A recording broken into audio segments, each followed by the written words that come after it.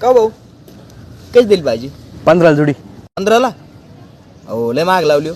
थोडी कमी करा ना. 10ला द्या ना. 2 घेतो. अहो नाही हो, अहो आत्ता कुठेतरी भाव आलाय आणि पाऊस झालाय ना, जरा भाव वाढले आणि 10 रुपयात नाही परवडतो. बरं जाऊ द्या मग, बघतो दुसरीकडे. हो भाऊ थांबा, या इकडं. काय म्हणता? घ्या घ्या वीसच्या 2.